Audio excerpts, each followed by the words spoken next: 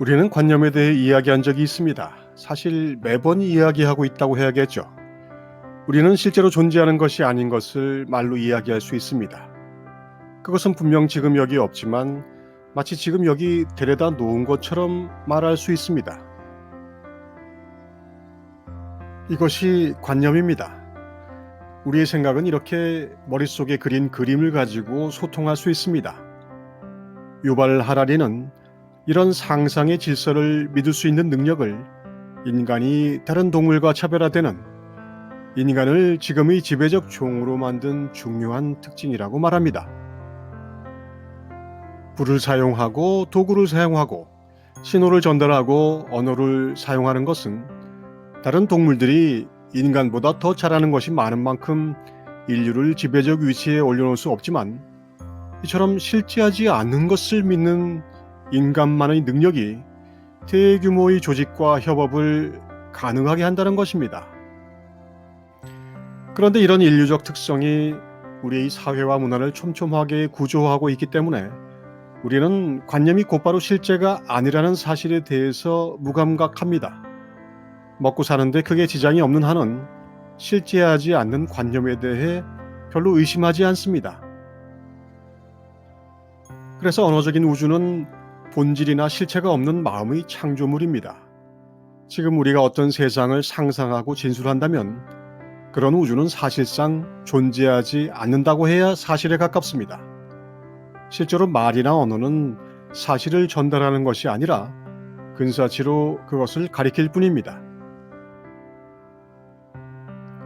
아주 너그럽게 언어를 인정한다고 해도 언어는 지시대명사에 해당할 뿐 그 말의 실체에 해당하는 무엇을 가리키는 것은 매우 힘듭니다. 이미 서구의 현대 철학의 많은 부류가 이런 사실에 대해 양심 고백을 했지만 우리의 세계관은 고백과 상관없이 튼튼합니다. 그런데 관념은 사실이 아니고 그저 상상일 뿐이라며 그래서 말과 언어로 묘사하는 그 무엇도 실제라고 할 수 없다는 것이 뭐가 그리 중요한 진술일까요? 그것이 왜 깨달음 전통의 세계관과 수행론에서 운운되어야 하는 것일까요? 깨달음 전통의 핵심 주제를 하나만 고르라고 한다면 그것은 깨어있음이라고 불리는 현존의 상태입니다. 그것은 어떤 말도 불필요한 상황이며 차라리 말할 것도 없고 말할 수도 없다고 합니다. 선불교 용어로는 언어 도단이고 기독교식 표현으로는 마음이 깨끗한 것입니다. 깨어있음이 왜 핵심적인 주제일까요? 그것은 깨어 있어야만 세상의 진실과 우주적 사실을 알 수 있기 때문입니다. 그것을 각각의 깨달음 전통이 무엇이라고 부르든 가리키는 것은 같습니다. 천국, 진여, 신성, 참나, 성령, 성품 같은 말은 말로 전할 수 없는 그것을 가리킬 뿐입니다.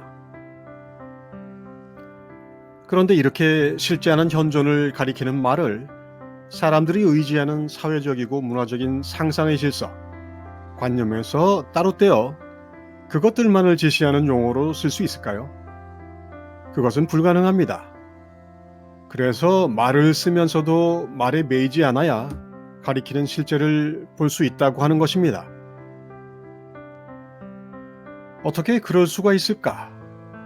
연기법은 세상 모든 사물과 사건이 서로가 서로의 원인이 되는 조건적인 발생을 진술합니다. 그 말은 결국 모든 일이 자동적으로 일어난다는 것을 의미합니다. 원인자가 따로 있는 것이 아니니 그것을 그냥 그렇게 일어난다고 할 수밖에 없습니다. 깨어있음은 바로 이 지점에서 핵심 주제가 됩니다. 우리가 언어로 된 진술을 걷어내고 깨어있음으로 세계의 진실을 마주하면 우리는 관찰자가 됩니다.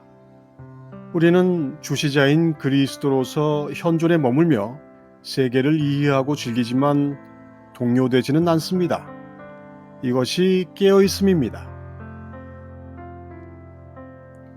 세상의 모든 일은 성령의 역사에 의한 것이고 신의 뜻이 발현한 것이며 이것을 불교에서는 연기라고 부를 뿐입니다.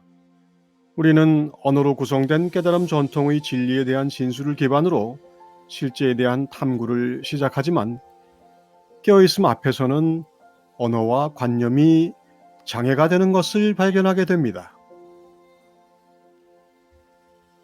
화엄경에는 이런 말이 있습니다. 마음은 화가와 같아서 온갖 여러 가지 그림을 그려내는데 일체 세간 가운데 그리지 못하는 것이 없다. 관념에 기반한 상상의 질서는 사실 우리의 상상을 간단히 넘어설 정도로 그 영역이 넓습니다. 관념으로는 우리 모두 창조주입니다. 결국 실제와 마주하기 위한 깨어있음은 관념에 기반한 상상의 질서와 가장 첨예한 대치전선을 이루게 됩니다. 깨달음 전통의 모든 수행 가이드라인은 생각을 벗어나 실제를 보는 것으로 요약됩니다. 생각을 활용하되 생각을 벗어나야 하는 것이 깨달음의 변증법적 과정입니다. 우리가 책임져야 하는 것은 세계가 아니라 우리의 마음가짐이며 이 마음가짐은 결국 관념의 용도를 명료하게 이해해야만 가능합니다. 세상의 실체성에 대한 우리의 믿음을 초래하는 것은 관념에 대한 우리의 지혜와 용기에 달려있고 그것이 수행의 거의 전부입니다. 우리는 바다에 이르기 위해 많은 수단을 동원하지만 바닷가에 이르면 이런 수단들이 아무 소용이 없다는 것을 알게 됩니다. 하지만 대부분은 이 수단들을 자기 몸처럼 여기고 있어서 무의식적으로 이것들을 내려놓는 것을 일종의 죽음처럼 받아들입니다.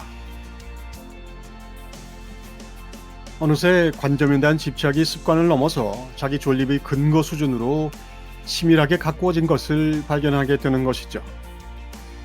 발견하면 다행이지만 대부분은 발견조차 하지 못합니다. 욕망을 버리고 마음을 고요하게 하라는 말들은 묘사와는 다르게 극도의 불안한 상황을 연출합니다. 관념, 생각이 없이 우리는 깨달음이라는 말을 들을 수 없습니다. 수행의 길에 들어설 수도 없습니다. 하지만 관념과 생각으로는 실제, 현존을 마주할 수 없습니다. 우리의 마음은 깨어있음이라는 불안한 기적보다는 관념과 생각이라는 평안을 찾으려고 합니다.